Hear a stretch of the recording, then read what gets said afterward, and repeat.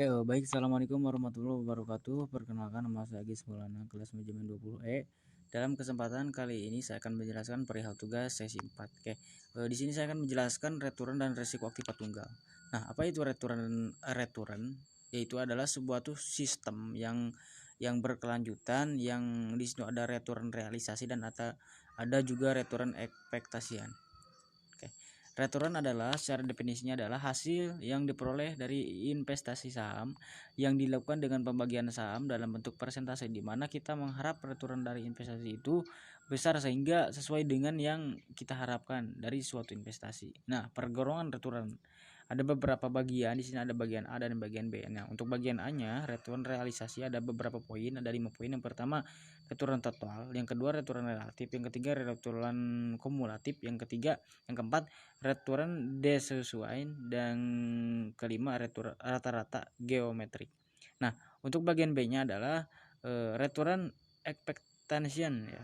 Ada beberapa poin juga di sini berdasarkan dilihat daripada nilai ekspektasian masa depan, yang kedua berdasarkan nilai-nilai return historis, dan yang ketiga berdasarkan return ekspektasian juga. Nah, lanjut ke total return. Nah, kita akan mencoba untuk rumus dan beberapa tahapan penghitungannya. Nah, merupakan return keseluruhan dari suatu investasi dalam suatu periode tertentu. Nah, yang kedua terdiri dari capital gains, loss, dan yields.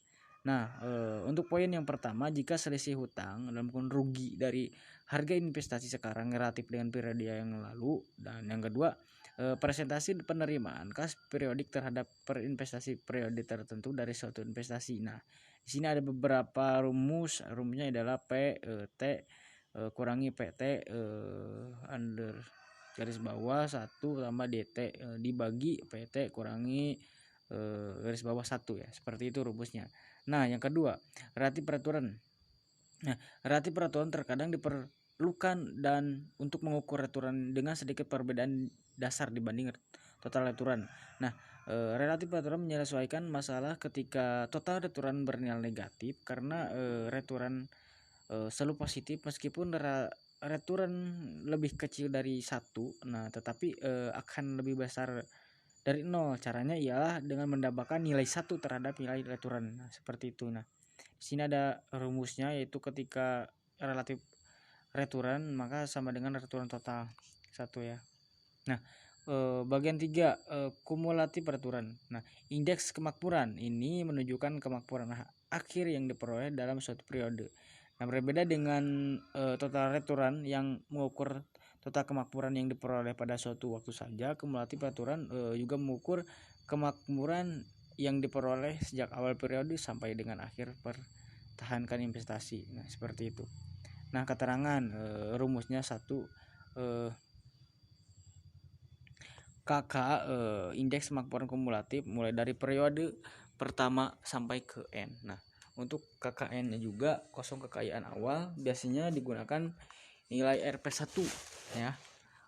Dan rumus RN dalam kurung T sama dengan N, return periode ke T mulai dari awal periode T sama dengan 1 sampai ke akhir periode. Nah, seperti itu. Oke, di sini ada return yang disesuaikan. Nah, semua return yang telah dibahas sebelumnya untuk mengukur jumlah satuan mata uang atau perubahan jumlahnya, tetapi tidak menyebutkan tentang kekuatan pembelian dari suatu mata uang tersebut. Nah, itu untuk return yang disesuaikan. Nah, juga untuk pertimbangan kekuatan pembelian satuan mata uang, nah, perlu mempertimbangkan real return atau return asli ya, atau inflation adjust return.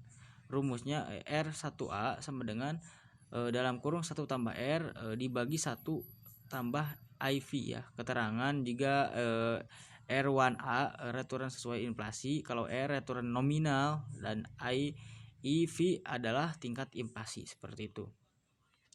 Oke, lanjut ke return geometrik. Nah, digunakan untuk menghitung rata-rata yang diperhatikan tingkat pertumbuhan kumulatif dari waktu ke waktu. Nah, untuk rumusnya adalah RG dalam sama dengan dalam kurung double kurung 1 tambah R1 dalam kurung lagi 1 tambah R2. Nah, seperti itu. Oke, lanjut ke definisi return ekspektasiannya untuk merupakan aturan yang digunakan untuk mengambil keputusan investasi. Aturan ini penting, penting juga untuk dibandingkan dengan aturan historis. Nah, karena aturan ekspektasian merupakan aturan yang diharapkan dari investasi yang akan dilakukan. Nah, seperti itu.